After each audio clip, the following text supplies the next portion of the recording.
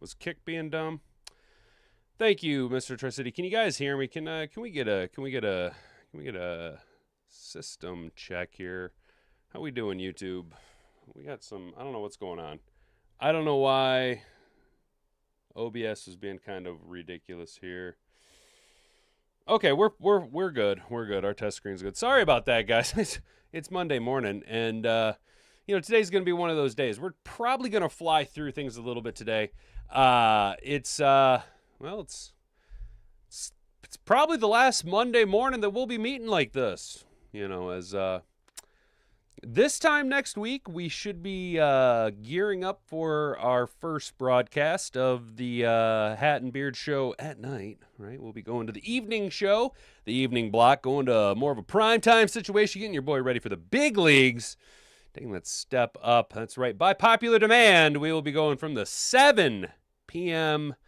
to 8 p.m. time slot, broadcasting to you live across 3 platforms: YouTube, Rumble, and Kick. Make sure that you subscribe to the channel so you can be part of the big step, right? We are ever so close to 900 subscribers over on YouTube. Rumble and Kick doing your thing as well. Turn that notification bell on so you can be notified, right, when that goes live. Because I know, look, there's going to be some of you. This time next week, you're going to be going, "Oi, WTF, mate, what's going on there?" And I'm going to be like, hey, guy, pump the brakes.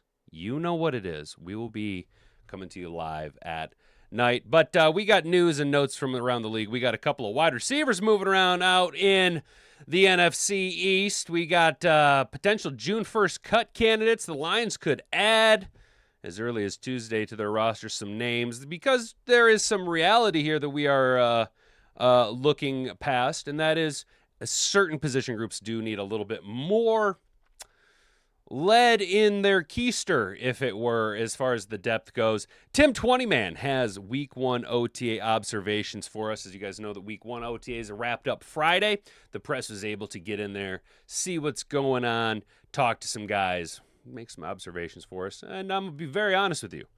I don't think there's a lot of groundbreaking news that we're going to read here. It's all stuff that if you've been paying attention, if you've been listening to the coaches, if you've been listening specifically to the Hat and Beard show, I've been telling you what to expect, and it is exactly how things have been shaken out so far, at least according to Tim 20man over to DetroitLions.com.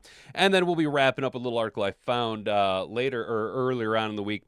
Alim McNeill says he feels a night and day difference from last year. And you guys know that Alim McNeill is a big contributing factor to our defense, especially when he's healthy. He is, in my opinion, borderline an elite defensive tackle, and that only benefits everybody else, especially our guy like an Aiden Hutchinson, free agent acquisitions like a DJ Wanham, even the rookie Waz and Pizzazz, to see how he flashes. Gimme more, Derek Moore.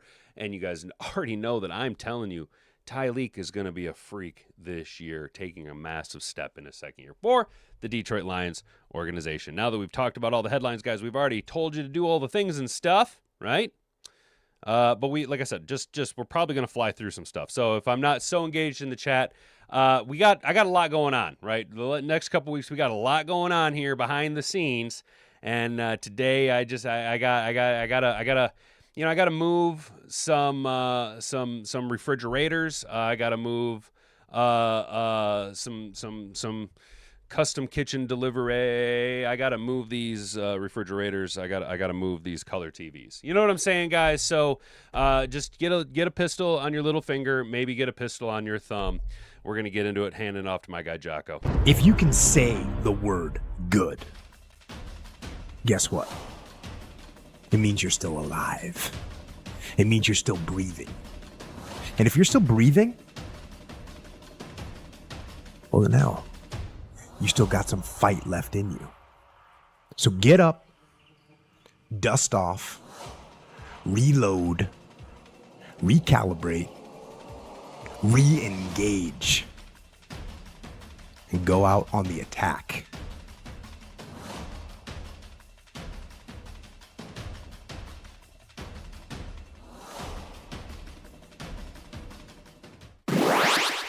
Patrick Lindaberry asks, what are my thoughts on Anthony Lucas at defensive end? I like Anthony Lucas. I think he was a guy during the mocks. I kind of would pluck at him here in the somewhere in the the 4 to 6 range. It kind of seeing how depending on how things transpired.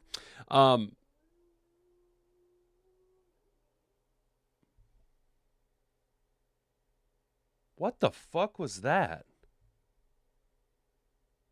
Yo, give me 1 second. I just heard my dog's making some weird fucking noise. Give me a second here. You okay?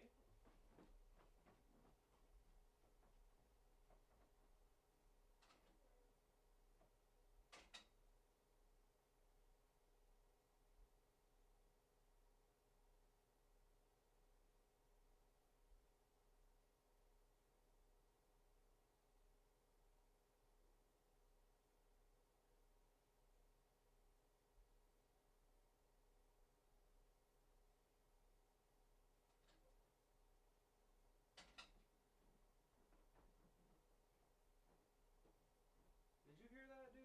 That was weird.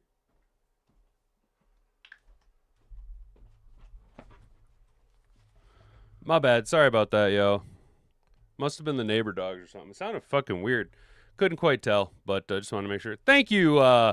I appreciate that, dude. I see you're going to be on Motor City Don P tonight. Guys, make sure and check that out. He's a good dude. I like Don P. He seems we've interacted a little bit here or there. He seems like a friendly fella, and I think we kind of fall into a lot of the same thought processes on what the Lions need to do. Big fan of the graphics that he puts up, so check that out. Raw's gonna be a call-in guest. Lucas has the size and speed, athleticism, but didn't develop at USC. Yep, he's a pretty raw talent. So I'm glad that we were able to grab him as a UDFA. I'm not mad about it. I do think that the defensive end room is going to be very competitive. Fuck, I'm a moron, dude. Competitive. I personally, I think Wanham is going to be the starter the majority of the snaps opposite Hutchinson as long as he stays healthy. Proven pedigree. Already fits into that bigger end role a little bit. They went after, obviously, brought in Peyton Turner, right, for whatever that's worth. And then the drafting of Derek Moore, the UDFA of Anthony Lucas. I did read an article. Yeah, guys. I think Hassanin's about to pop, dude. If Hassanin polishes up, which, based on the article that I read, the interview that he had, he already knows what his deficiencies are. He's trying to address that. And the transformation that he's undergone between last year and this year physically, both in his approach to fitness and nutrition, as well as he's been working with Hutch's trainer. Hassanin was talking, he's already planning on moving into the Davenport big end role. And I think Hassanin might be a sneaky little potential, 52, 53 man, fighting for that roster spot that has a little bit of gas in the tank. You know what I'm saying? A little bit of upside. Morning, fellow Hat and Beards. How you doing, Snake? Wagner. Dude, I always pronounce it wrong, dude. I'm sorry, Snake. I just call you Snake, dude. You know how it is. I've been preaching Hassanin ahead of Moore. Y'all get too excited. It's just, it feels good to go after the pick that you want. But yeah, the transformation, he's focused on diet that is anti-inflammatory. He got hooked up with Hutch's trainer. He's dropped a bunch of body fat and really focused on transforming his body, putting on more muscle, focusing on, specifically he talked about he had a lot of lower back issues, and he's really built out his hamstrings during the offseason. So I'm excited about Hassanin. I think he can compete and push. The other thing that I wanted to just kind of note on was the press conference with Dan Campbell after Friday's session. He said, I'm not gonna hype anybody up this early on in the process, talking about Levi Onwuzurike. You can take that one of two ways. You can take that on the surface level of Dan Campbell's just saying, I'm not willing to talk about that yet because I don't want to put expectations on an individual that are undue yet and set him up for failure. Or you can translate it the way that I'm reading it, and that's Dan Campbell going,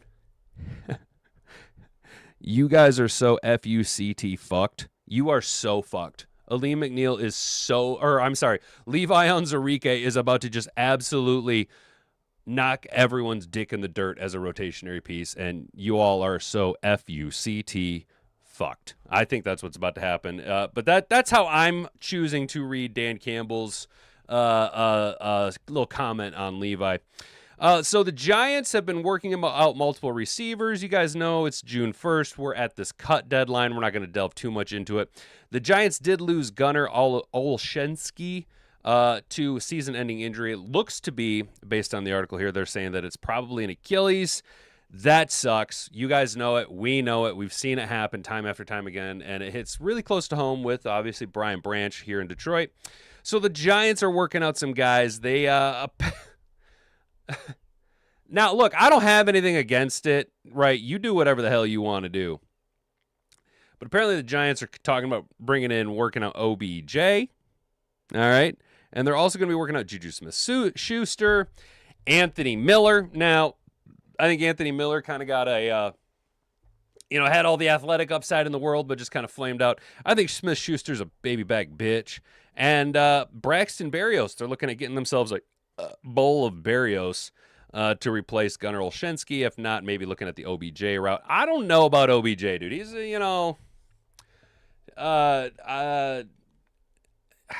I mean, at a certain point, even a shell of a former player as good as he was is still a competent individual. But I don't know, man. It's been a while, bro. It's been a while. And, of course, on top of that, the Eagles are desperately trying to unload A.J. Brown, right? They've kind of positioned themselves to be able to make that move. And why did they wait until June 1st? Well, that triggers a salary cap mechanism allowing the team to trade the star wide receiver. Those mechanisms begin on Monday, allow Philly to spread that dead cap way out across multiple seasons rather than having to absorb most of it into 2026, which the Eagles could not realistically manage. It drops the cap hit from $43.4 million this year to 16. Yeah, just to have him on the roster. Now, of course, you still do have to pay him. That money gets distributed out over multiple years, but it's just it's financially less painful.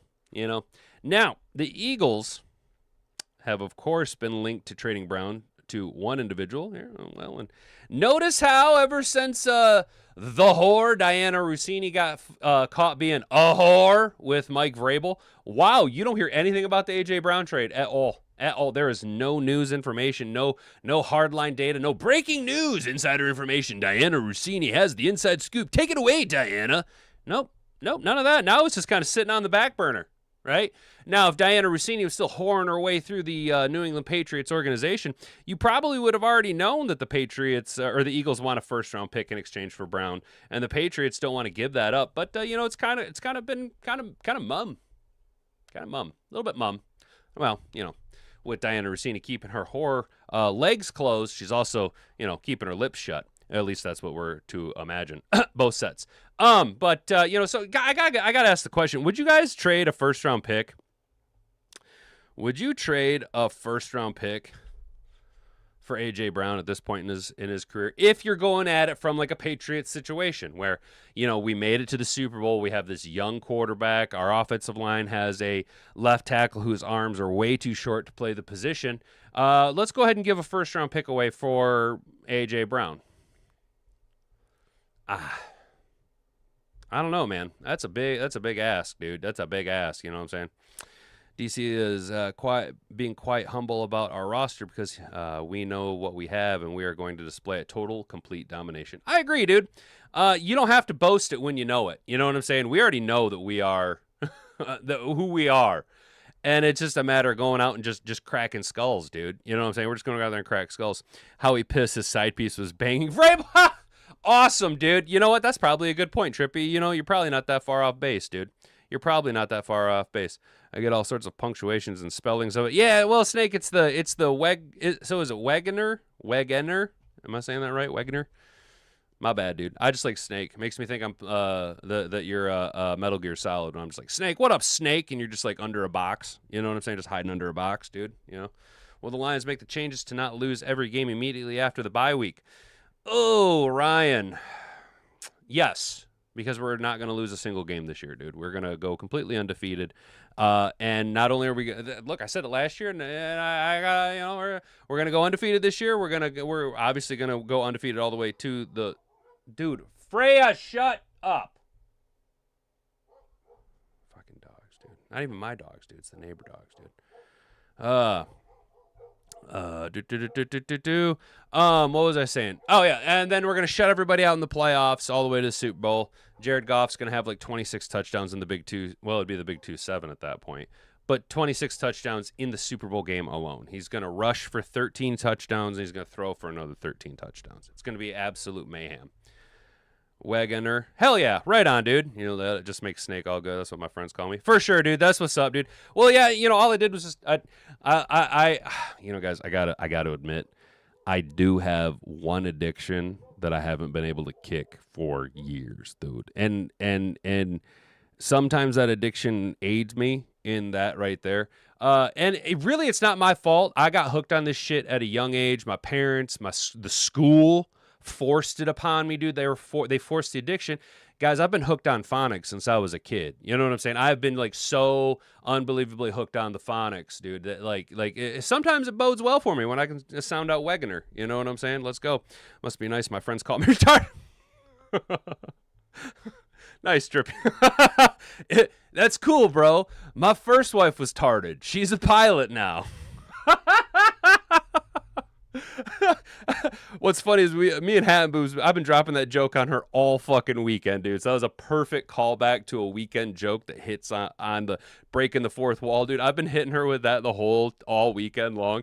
She did something just yesterday. She did something really tarded, and I looked at her and I was like, "It's cool. Maybe you can still become a pilot." So it's cool, bro. My first wife was tarded. She's a pilot now. Rick says he don't have any friends. Well, dude, you have Mad Hatter Nation, bro. You got Mad Hatter Nation, dude. You can hang out with us. It's got electrolytes. It's what plants crave. Brought to you by Carl's Jr. Go away, I'm baiting.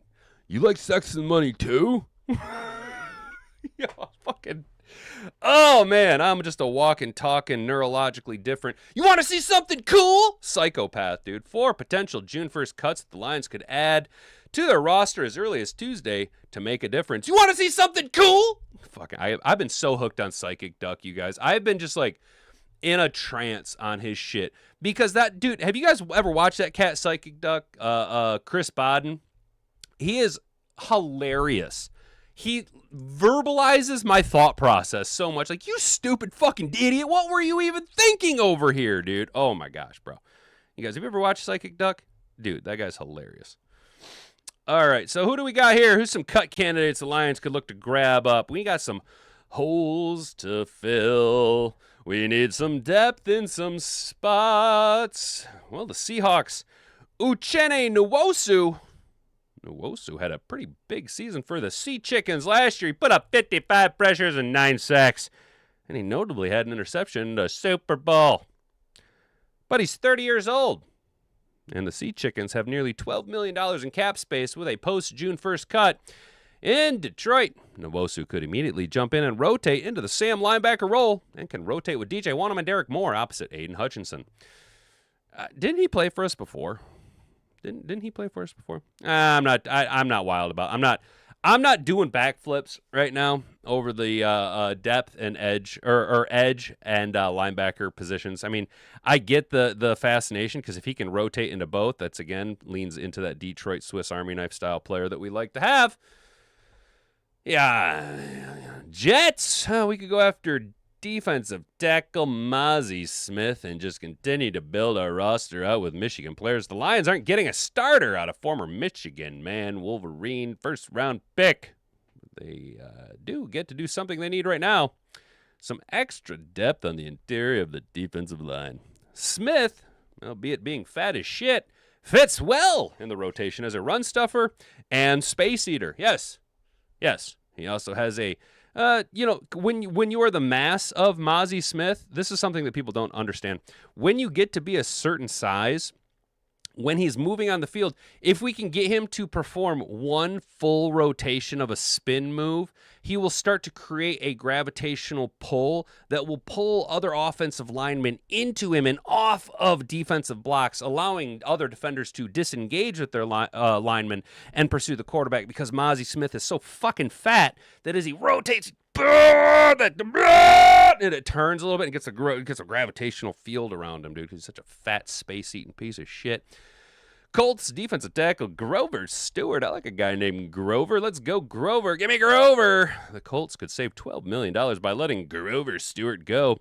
He may not be a visible starter anymore at 33 years old. Well, I mean, Jesus, Louise is 33 years old. You might as well put the fucker out to pasture at that point. Jesus Christ, 33 years old.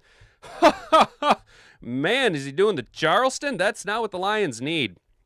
They need someone who can rotate and be a run stuffer and nose tackle. That's exactly what fat old Grover can bring to Detroit in short order. He's the potential missing piece this interior defensive line really needs. Is he?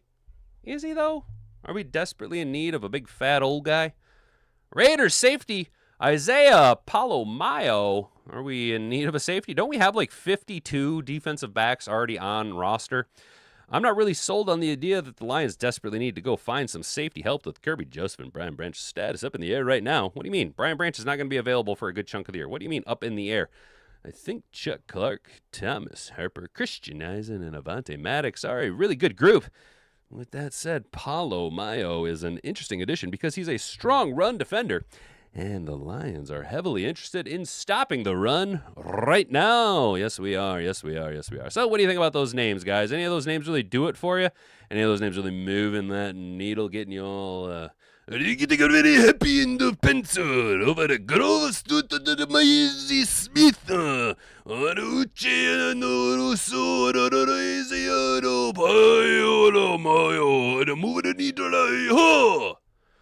Not me. Not me.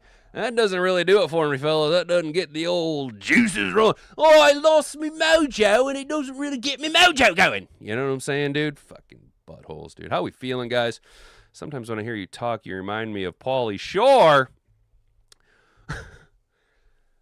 Whizzing the just, dude. Whizzing the just. My articles for another DNGs. Why don't we just field 11 DN edge players? Dude, you get it, Raw. You see what I'm saying? Brought to you by Carl's Jr. Fuck you. Fuck you, I'm hungry. Well, brought to you by Carl's Jr.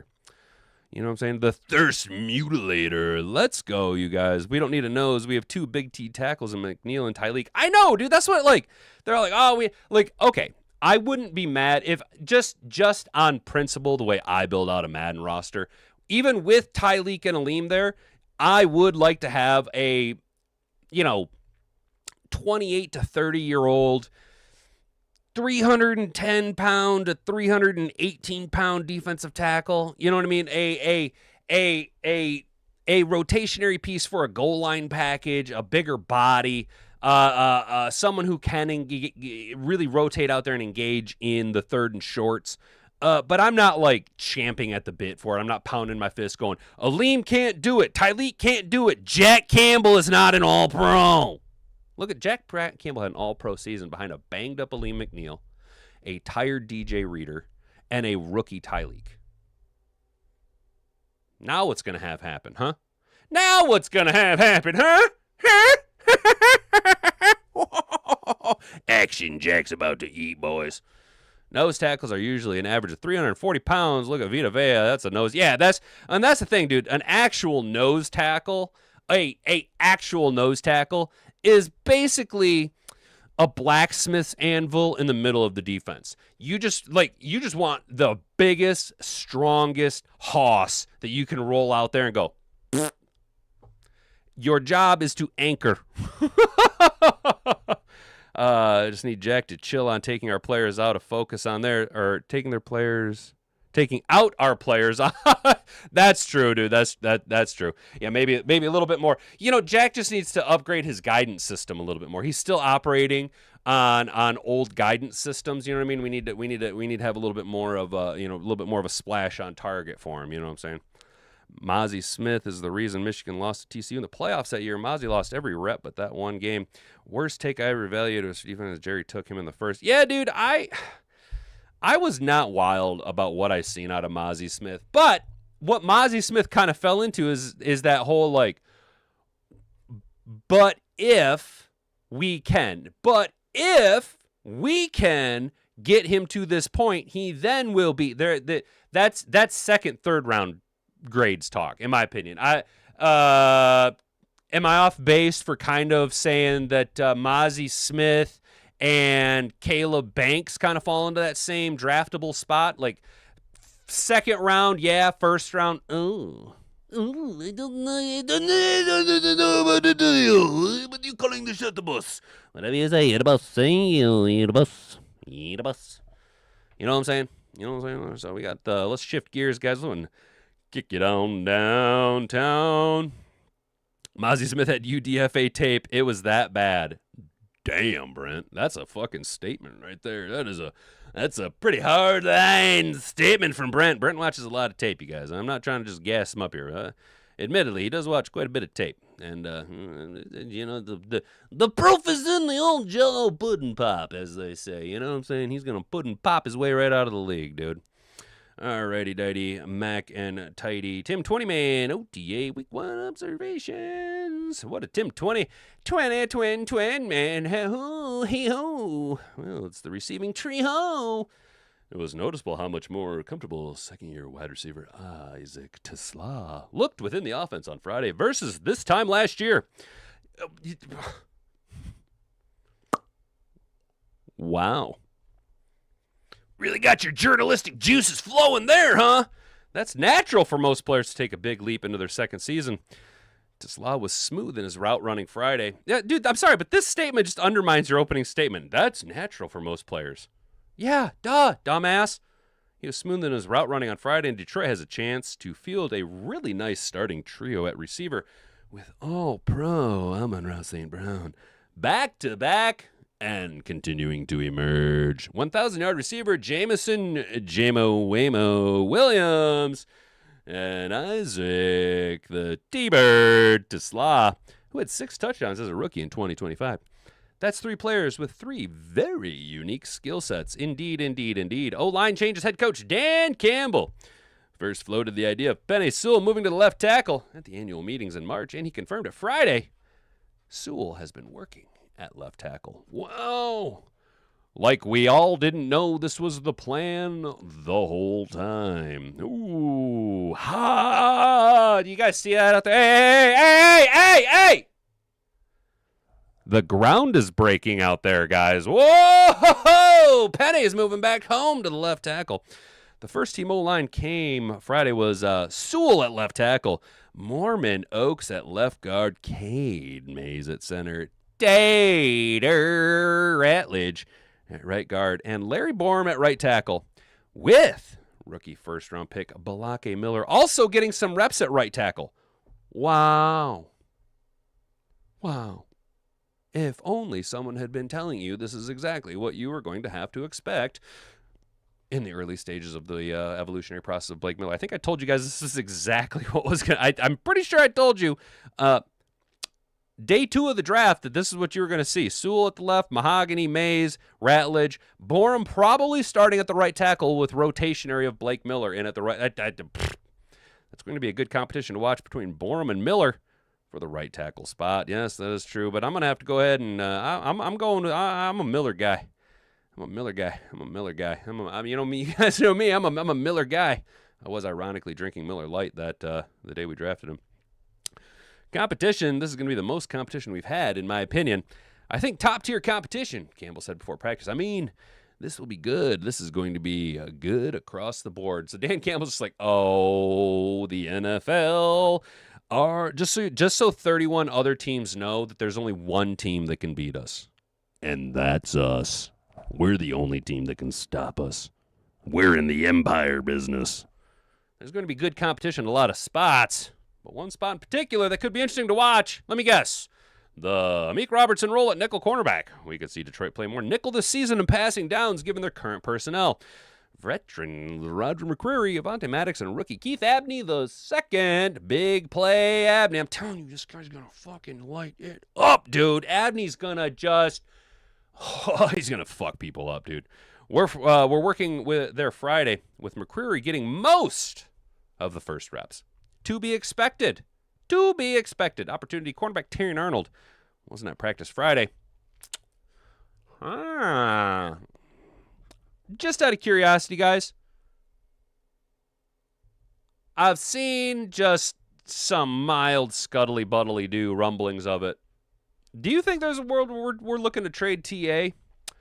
And that gave fellow third-round cornerback Enos the Penis Rakestraw breaks like a straw junior. Don't get him wet. He crumples like a straw. A chance to get more meaningful reps on the outside opposite DJ Reed along with Rock Yassin. This will be a big year for Rakestraw Breakstraw, a former second-round pick in 2024 to show he can stay healthy and earn a role. He's played in just 8 games in his first 2 seasons because of injury. I was around when people thought Matt Stafford was injury-prone because he played just 13 games in his first 2 years because of injury. I do remember that. Do you guys remember when Matt Stafford was considered a China doll? He didn't miss another game for 8 years. I'd like to see if healthy Rakestraw can push for playing time on the outside in training camp. Now, that's interesting on the outside because if I'm not mistaken, guys, and now I'm asking us to go way back in the old memory banks, but when Enos Rakestraw was about to make his debut, I think in his rookie year, wasn't he about to get a lot of more reps at the nickel spot? Wasn't that originally where he was kind of projected, was to kick down inside, be a little bit more physical?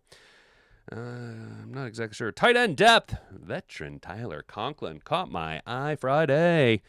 He was favorite target among quarterbacks. Conklin had a 4-year stretch from 21 to 24 where he had caught at least 50 passes. That's what I don't think he's going to have 50 catches, but I think Tyler Conklin he's going to bypass Brock. I don't think Brock is going to be able to hang on to that number 2 spot. I think Tyler Conklin is too good of a tight end all around. I think he's a much better receiving threat than Brock Wright. He's got more move in his skill set. I think he's a little bit more fluid in his routes, and I do think he's a slightly better run blocker. That could just because, he's just played a little bit more, you know what I'm saying? Good idea. Rookie linebacker Jimmy Rolder was playing a lot of the Mike linebacker Friday. That's obviously all-pro action Jack Campbell's spot, but it's a smart move by Campbell and the defensive coordinator Calvin Shepard to acclimate the rookie at the Mike spot so he can be in the middle of everything to see how it all pieces together and make the calls. I love it. I think that's a great developmental spot to throw him into during training camp.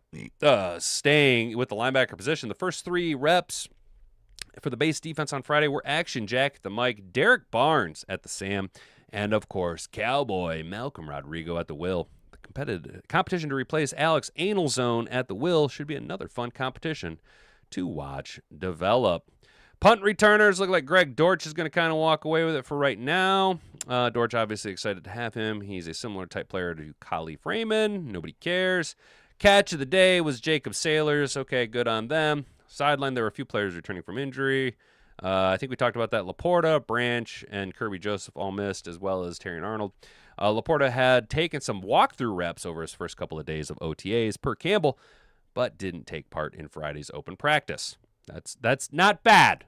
I'm glad he's at least moving through things. I do think that the idea of Sam Laporta being on par, if not slightly ahead of his rehab schedule, was the correct vibe, and I think that's what the vibe is moving forward, especially when you look, he's doing walkthroughs, so he's at least able to move around, but there's absolutely no need to have him out there doing live reps like that. You know what I'm saying? And just let him continue to rehab. Laporta said after the offseason, he expected to be full go by training camp.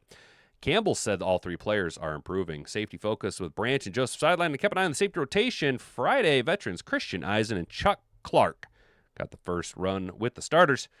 Clark has played 123 games with 80 starts, and Eisen 45 games with 15 starts. That's a ton of experience for 2 backup roles that could be pressed into duty this season.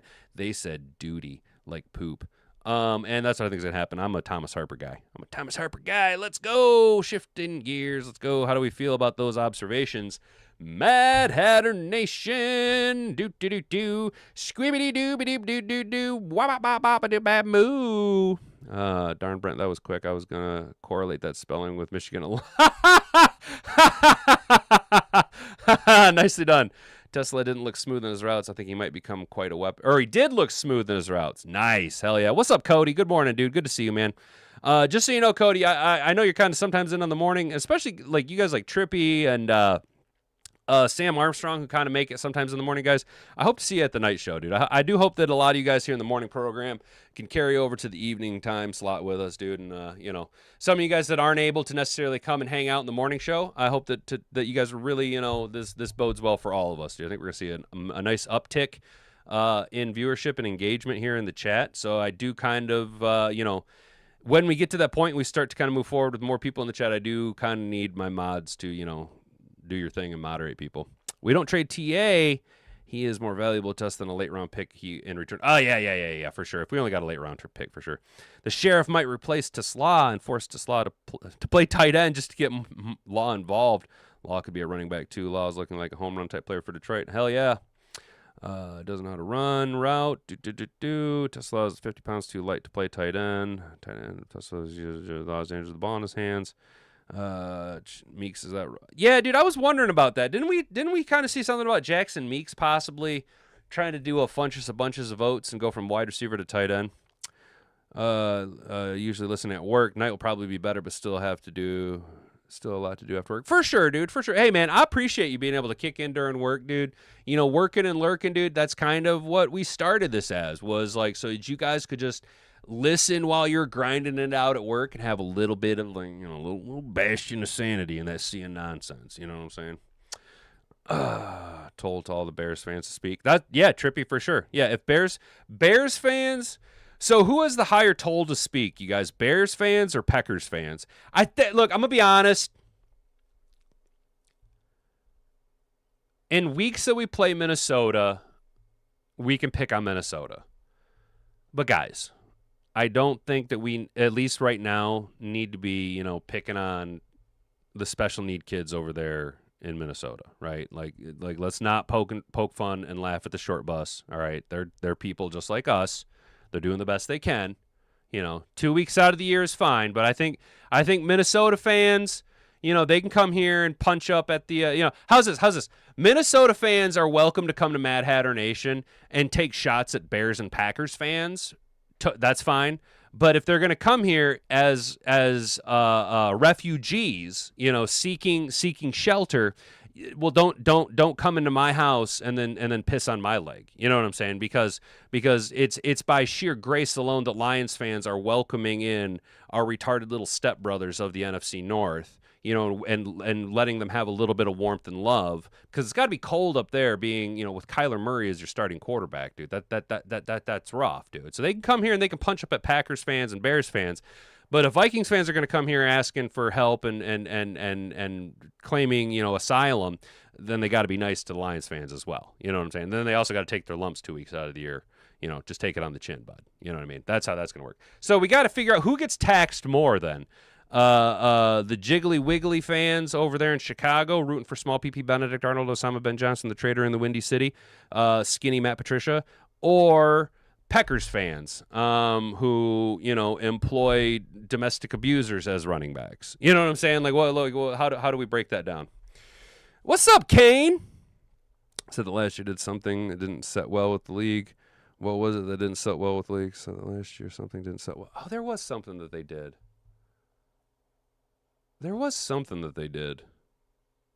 He pushed back on some officiating calls, I think. It was fun to laugh at tards when we called them jesters. Just call them jesters. That's true. They're pilots. We just call them pilots, dude. We just call them pilots. My first wife was tarded. She's a pilot now. Minnesota fans are too busy baiting their dudes cheerleaders to come here. Awesome. Evening show unfortunately be a no-go for me. I'm sorry, Sleepy dude. My bad, brother. Doing that. I knew some of you guys were gonna fall off, you know, and that's just what it is. When you kind of tailor yourself to a certain time slotted demographic, and then you make a, you know, 180-degree change. I know, man, it sucks, bro. Now, that being said, there will, of course, always be our Sunday morning show when fucking mustache hairs. There, of course, will be when the season's underway, our Sunday morning show, our pregame shows that you'll always be able to hop into on a Sunday morning, dude. Hang out with us. I've never hated Vikings. I do, however, hate the other two. Chicago, Green Bay are close now for me. Hell yeah, dude. Can't speak Somali to your Vikings fans. That's awesome, dude. They had guys all on the ground, didn't know what he meant. Probably that we were hitting too hard. Somalia Vikings, 100%. It's not nice to make fun of the homeless, a.k.a. the Bears. Oh, yeah, that's true, dude. The Indiana Bears, dude. The Indiana Bears. All right, guys, let's go ahead and wrap this up. Just a little bit of hyped up here. Alim McNeill says he feels night and day difference. I seen this earlier in the week. Obviously, you guys know that Alim signed the big contract, $97 million contract that made him one of the highest paid DTs in football. He was on top of his game coming off the 23 season and still wreaking havoc early in 24. But a month after putting pen to paper, he tore his ACL and cost him 3 games in 24. Fucking mustache hair. And a playoff push in the first 7 games of 25.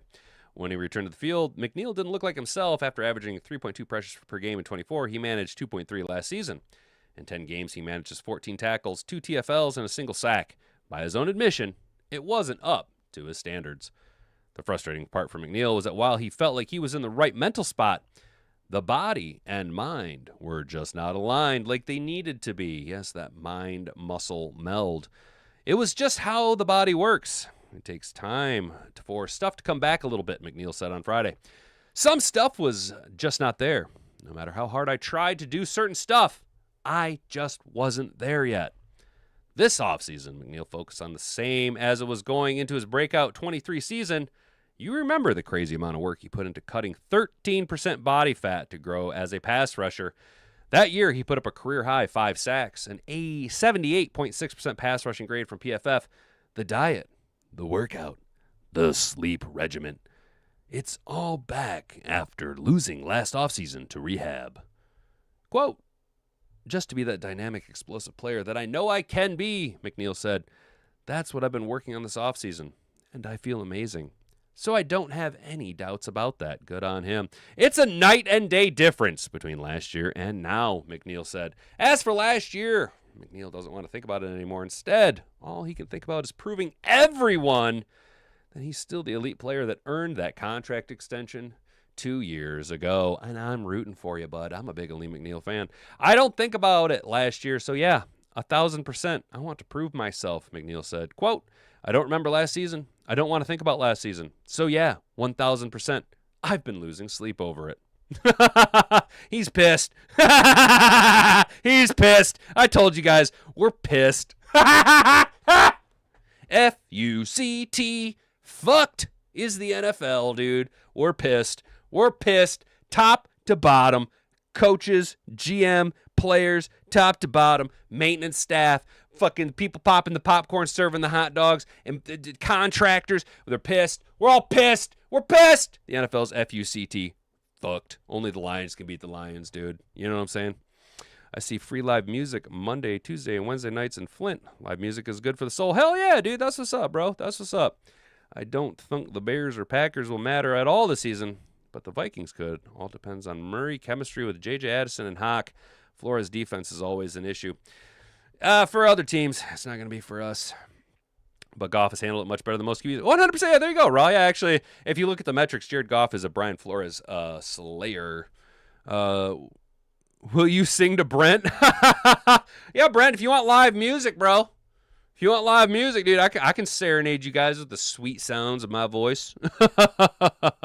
Yeah, Mom, I agree. McNeil's about to I'm looking forward to what he can do. Him and Tyleek.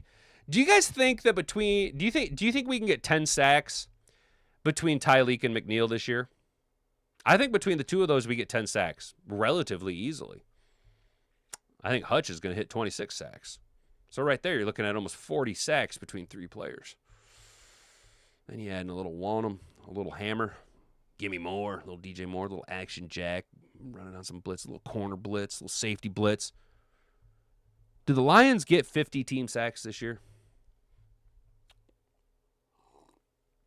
I think it's pretty easy to get 50 sacks, guys. I do. I think Kelvin Shepard's going to dial this defense up. I think you've seen Jack Campbell bust on the scene last year. I think Hutch is going to be better than we've ever seen. McNeill, better than we've ever seen. Ty Leak is going to show why he was a first-round pick, and he's going to show everybody what a few of us seen last year in emergence. Levi Onwuzurike. When healthy, Levi Onwuzurike is a bad man. He's a bad man on that field. And I think Levi Onwuzurike is going to be healthy, and he's going to be competitive.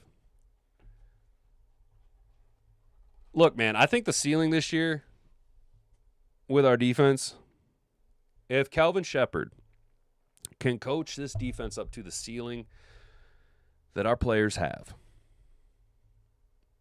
this will be the last year that Kelvin Shepard is in 3-1-3. Kelvin Shepard will be a head coach next year. I think Kelvin Shepard easily gets 50 sacks with this defense, dude. Hutch will get 10 sacks just against the Saints alone. And that's the thing. There you go. Kane, that's actually kind of the thing, dude. The level of competition that we have is not great. Everything bodes well in our favor, scheduling-wise, outside of the international game. That block right there. That's going to be kind of a meat grinder. And then on paper, our division. Shout out, if you guys actually want, check out Football Analysis. He had this fantastic video. You guys know I am a fucking huge fan of this guy.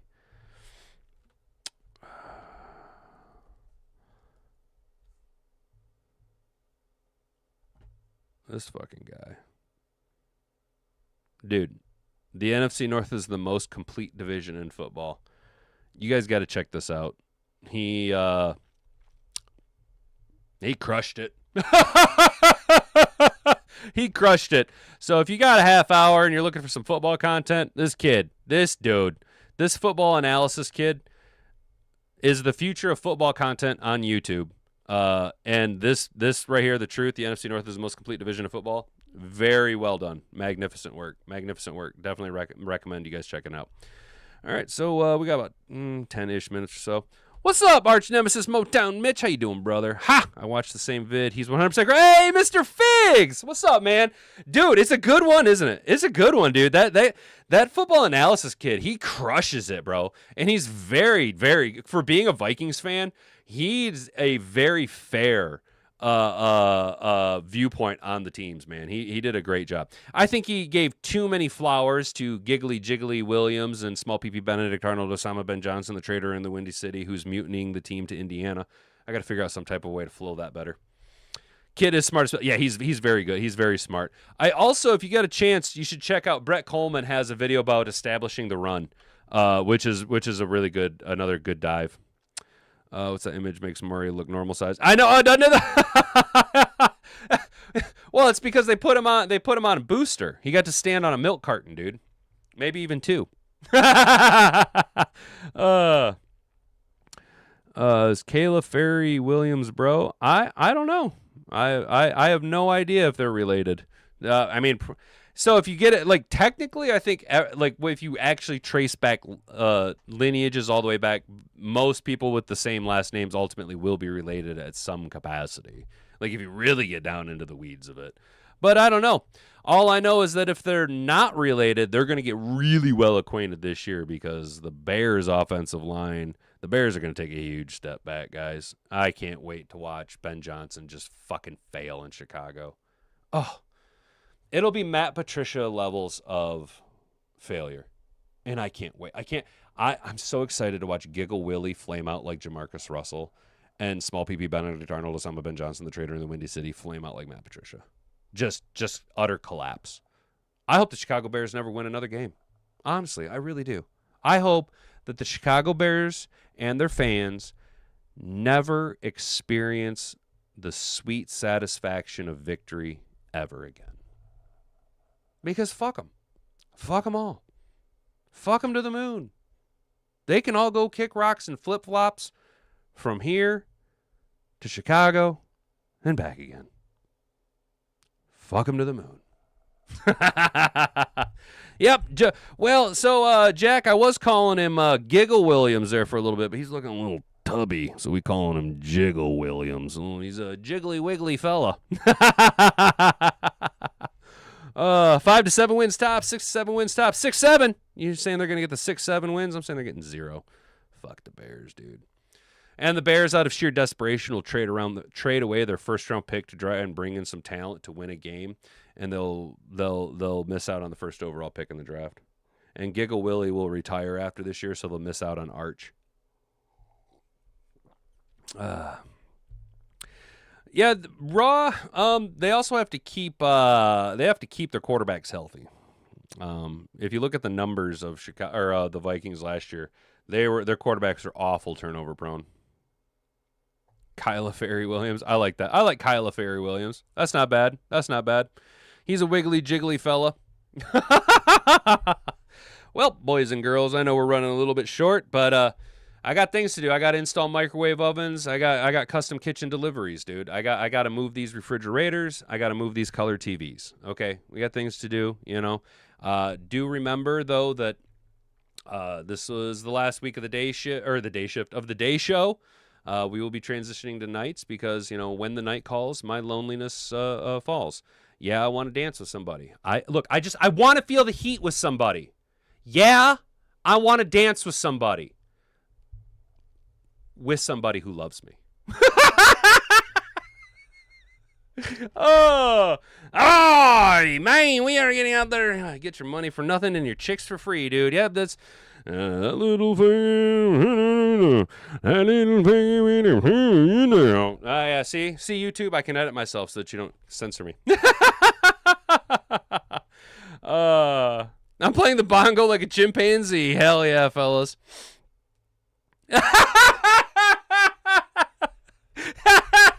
That's awesome, Trippy. He says, I can see why she called you retarded all weekend. Oh, so much talking Arch Manning, so much thoughts of him on his name, carrying him. He's done nothing. Yeah, dude, I know, man. I don't think Arch is going to be all that great, dude. I think you're 100% right. I think Arch has fallen on his name pretty hard.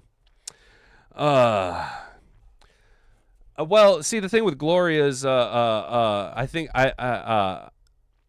they got your alias that she's been living under, but don't leave me hanging on the line. Oh, calling Gloria, Gloria, Gloria.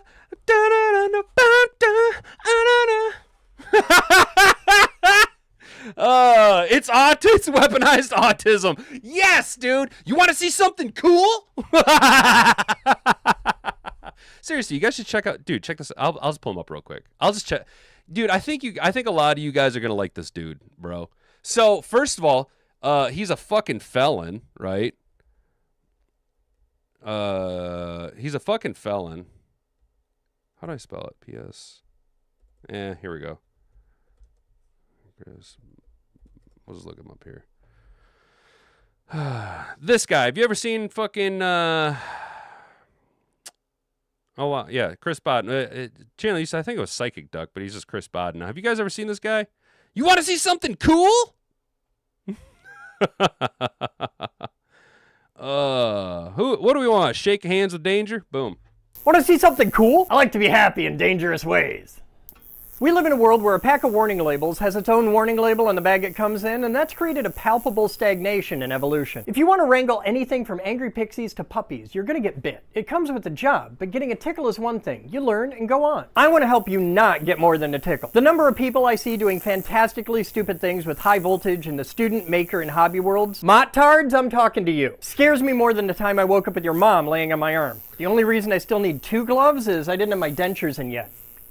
So why should I listen to you, asshole? Because I put my money where my mouth is, cite sources, and provide evidence. This is 12,000 volts of alternating current. The Wheatley 120 from your wall socket kills, and this is 100 times that. Below 300 volts, wires have to physically touch to create a spark, but up here at 12 kilovolts, they'll happily reach right out and bite you. That's why the insulation on a piece of 300 volt rated wire looks like this, but on a piece of 12,000 volt rated wire, it looks like this. This is a cable she told you not to worry about. This electrode, though, is bare. Instead of putting putting the insulation around the wire, I put it around my hand. These are special high voltage rated gloves, and we're going to spend some time learning about them in upcoming episodes. Now, while I'm shaking hands with danger, let's learn some numbers, okay? In the US alone, about 30,000 people a year get zapped bad enough to bother going to a hospital. That last part matters there. Comment with how many times you got bit and just shook it off.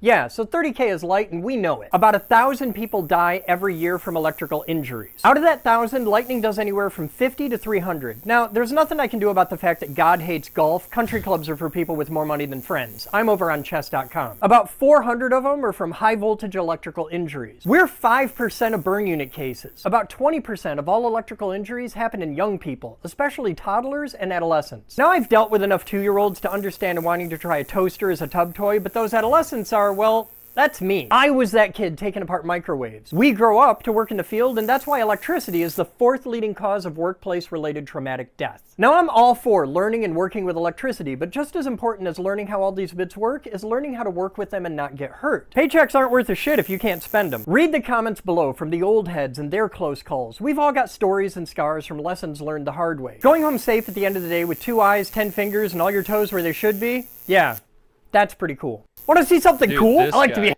So, would you guys believe me if I told you this guy's a fucking felon? And not only a felon, he got fucking charged under RICO and was classified as a fucking organized crime boss. This dude spent time in federal lockup for being an organized crime boss. How fucking wild is that? You want to see something cool? Let's check this out. This is a new one. This is new. Just want to see something? Want to see something cool? A little water made it larger, spin collisions made it small. The ones that Mother gives you don't do anything at all. This is Alice Calmer's, Generator 1 at Site 1, and she's around about 10 feet tall. She's also fallen sloppy dead because either the rotor or stator swelled a little bit and the tiny gap in between decreased to infinity, then interference, and instigated a collision incident. And now we're in shutdown while Alice gets an overhaul and management shits fistfuls of Benjamin till we're back again, spinning and grinning, packing billable pixies down lines to the city. But that means we get to play with the big gantry crane, and this is one of those toys I almost never get to see in action. So I'm just happy to get to share this with you. With a firm but delicate touch, the jolly green sealing machine dangled the big bits and flew them up, over, and out to the big blue room where we welded a custom cradle to set it on the truck. Today I get to show you the crane in action. I'll show you more steps in the process over a few episodes because there's way too much here for a single video, and it's all pretty cool. Hey, like this shirt? Get this shirt. Check out... Bro. Yo, what size? Want to see something cool? All my old school Avo friends represent, because this isn't the 9-volt battery most of you thought it was at first. It's a 22.5-volt battery called the 412A, and you could have gone your whole life without spotting one if it wasn't for this video. They're as hard to find as a date at Michigan Tech. This is going to be one of those videos we use to win bets, because words mean things, and almost everybody gets this wrong. Besides, you wouldn't have subscribed to this channel if you didn't appreciate big swinging brains with a side of sarcastic snark from a stochastic engineer. This is a AA alkaline cell. It makes about 1.59 volts when a virgin, dropping to just under a volt when we consider it clapped down. Thing is, those numbers are exactly the same for this girthy D cell, this AA, AAA, and even this little pinner quad A. The specific numbers depend on the purity of the manganese dioxide, the amount of zinc oxide in the electrolyte, the temperature, how important that piece of gear is at that moment, and just how far away the nearest hardware store is. But the chemical reaction for them is all the same.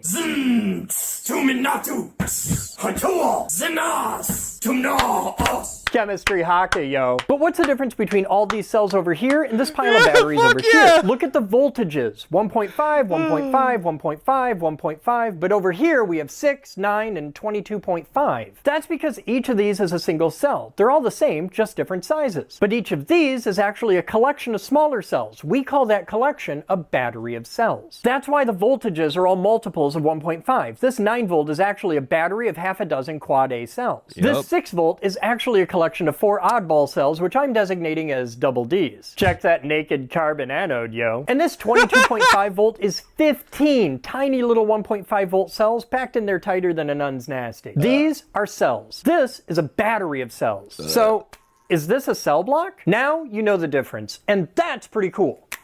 Yeah, so, dude, you guys, poor Hatton Boobs has just, like, all weekend long, she's just been hearing me watch videos where she's like, want to see something cool? And it's just this dork boy shit, bro. Dude, yeah, paychecks aren't worth a shit if you can't spend them. 100%, dude. And check this out, Trippy. So, Chris Bodden has a line where it's called STAR. Stop, think, act, respond. You know what I'm saying? And I like the acronym of KISS. Keep it simple, stupid. So now I'm operating from a mentality of what I call STAR KISS. Stop, think, act, respond, keep it simple, stupid. STAR KISS. Yo! Let's go. Degenerate Bill Nye, dude. For real. You guys, you should check it. You should check out Chris Bodden's prison story. Dude, for real. He went to prison. He's a felon. A organized crime leader who is charged under RICO. That dude, yeah. Degenerate Bill Nye, 100%, bro. And I'm pretty sure that he's from Michigan because he talks about Southeast Michigan. He's got a UP up yours shirt on, and he did his prison stint in the up in Minnesota and in this region. You know what I'm saying? The really high science guy, exactly. Exactly, dude, the really high science guy. Well, fellas, we made it to the 11 o'clock hour. I had to fill it out with a little science studies for you guys. Want to see something cool? Definitely check them out, dude. Definitely. We talked about things and things. It was our last Monday morning show for the Hat and Beard Show. We'll be back tomorrow at 10 a.m. Make sure that you guys have subscribed to the channel, hit that notification bell, turned on all notifications so you know that when we go live next week, don't be here at 10 a.m. We will not be here. We won't. I won't be here. I will not be here. I'll be somewhere else doing something else that you should be doing too. Don't be here. You can be there at 7, but don't be here. All right, guys. Well, hit the like button, share it around with all your friends. Until tomorrow, I'm James of the Hat and Beard Show. You've been an attentive audience. We'll see you next time. Bonga bonga.